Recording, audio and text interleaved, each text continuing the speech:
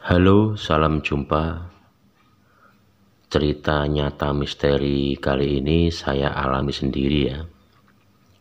Tapi sebelumnya perkenalkan dulu, nama saya sebut saja BS. Cerita nyata misteri ini berawal sekitar tahun 2002 ya. Saat itu saya masih jualan bakso keliling. Jadi dari kampung ke kampung begitu. Waktu itu saya masih bujangan ya, saya belum berkeluarga, saya belum punya istri, dan saya masih ngontrak di tempat perantauan. Dan kontrakannya juga sangat sederhana ya. Kontrakannya itu separuhnya itu tembok, separuhnya masih kayu. Jadi memang sangat sederhana karena saya memilih tempat yang agak murah begitu.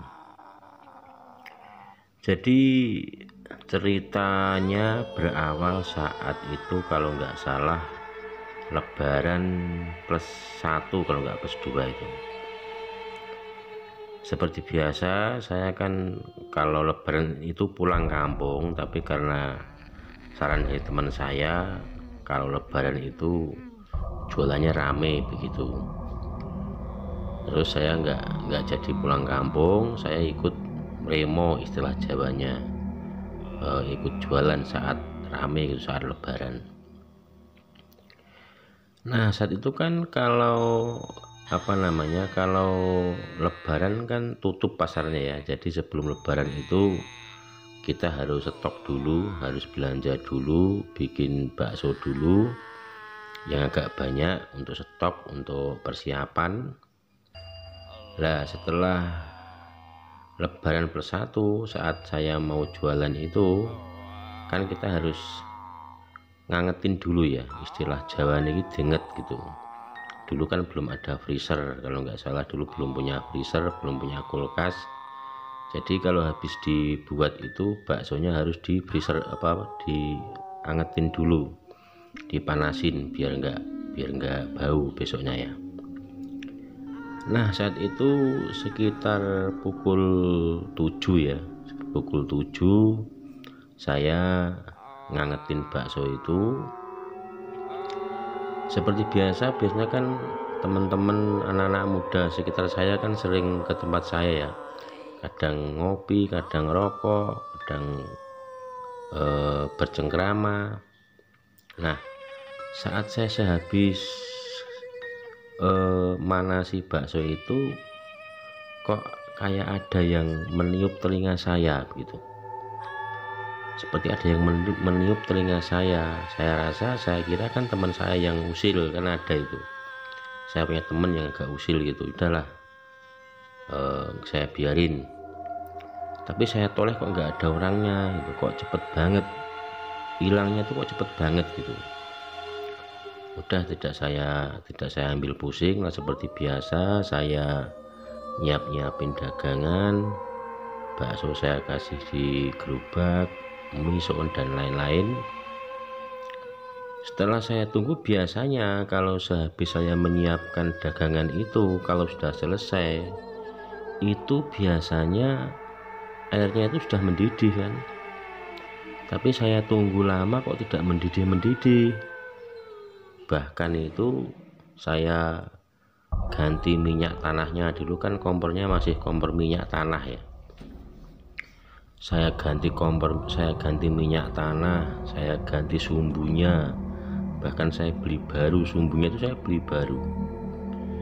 Itu masih belum mendidih itu airnya itu. Setelah itu saya ganti kompornya sekalian itu. Jadi saya beli kompor baru, saya ganti kompor yang baru. Waktu itu kan Lebaran kan belum banyak toko yang buka kan, jadi kalaupun ada itu harganya mahal, tapi saya nggak peduli karena memang itu suasana Lebaran, tetap saya beli. Saya ganti kompor baru, kok tidak mendidih gitu. Nah setelah itu saya tunggu lama. Nah setelah saya tunggu lama itu akhirnya air itu mendidih.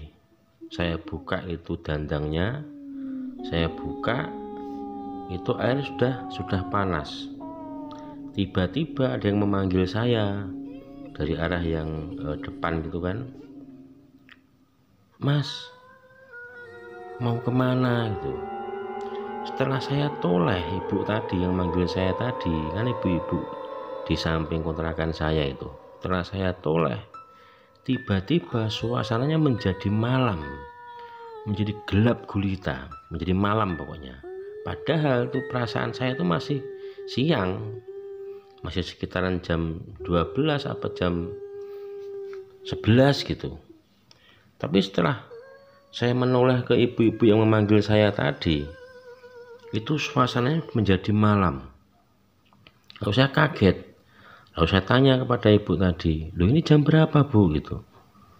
Lalu ibu tadi bilang, "Ini sudah jam 12 malam, Mas, mau kemana?" "Loh, saya mau jualan, Bu." gitu. Lalu ibu tadi, "Loh, jualan kemana malam-malam kok jualan?" Saya heran. Saya masuk ke kontrakan, saya lihat jam, memang betul jam 12 malam lebih. Lalu setelah tetangga-tetangga itu mendengar mungkin suara saya keras, kan agak kaget, pada keluar semua. Nah, lalu saya tanya ke mereka, "Loh, kok nggak bilang-bilang gitu?" Nah, teman saya yang di samping kontrakan itu ngomong, "Saya tadi mau nyapa kamu, tapi kamu kelihatannya tuh marah sekali. Mata kamu merah, mata kamu melotot, dan kamu tuh seperti marah, seperti nggak mau disapa. Jadi kan orang-orang nggak mau menyapa kamu, takut sama kamu gitu. Jadi seakan-akan saya itu mata saya merah, saya melotot, saya marah, siapa yang menyapa saya itu saya pelototin gitu." Lalu saya bingung, saya kan enggak, saya nggak marah, nggak ngapa-ngapain. Mereka terbilang, "Kamu tadi marah-marah, nggak ada yang berani sama kamu." Nah, akhirnya saya kemas-kemas lagi, saya masukin lagi. Lalu setelah itu saya keluar. Kan tadi ada banyak orang, yang sebagian sudah pada masuk, yang teman saya itu belum masuk. Lalu saya keluar, saya ngomong sama teman saya, "Loh, kok bisa, Mat ya?" gitu. Teman saya itu namanya Mat Beja gitu kan. "Kok bisa ya? Tadi padahal saya tadi nggak marah, saya tadi cuma benerin kompor, saya tadi cuma nungguin air mendidih gitu." Nah, teman saya tadi bilang, coro Jawanya itu, "Lha kowe mau menterleng-menterleng kok, matamu abang, mripatmu abang kok. Anggere wong mbok pentelengi ya wedi kabeh. Orang pada takut semua," gitu. Nah, lalu tiba-tiba ayah dari teman saya tadi juga keluar lalu ngomong ke saya, "Kamu tadi ngapain?" gitu. "Enggak ngapa-ngapain, Pak." "Enggak, kamu tadi melakukan apa kira-kira?" "Loh, saya nggak ngelakuin apa-apa," saya bilang gitu. "Coba kamu inget-inget lagi, kamu tadi ngelakuin apa yang sekiranya aneh gitu." Lalu saya inget-inget, terus saya ingat waktu itu saya membuang air panas. Hasil tadi kan manasin bakso tadi, saya buang di samping kontrakan yang sebelah timur gitu, di bawah pohon pisang itu. Nah, akhirnya ayah teman saya itu bilang, "Nah, itu masalahnya, makanya kamu jangan pernah buang air panas di sebelah situ." Kan sudah diomongi kan, di situ nggak boleh dibuangin sampah, nggak boleh dibuat duduk-duduk, apalagi dibuang air panas gitu. Nah, saya kan nggak tahu, saya kira nggak boleh buang sampah saja, Pak. Ya gitu, makanya lain kali jangan pernah kamu buang apapun di situ. Katanya di situ itu dulu ada nisannya dulu katanya. Oh, lama-lama sudah hilang. Oh gitu. Makanya kalau buang-buang apapun harus pada tempatnya, jangan ngawur.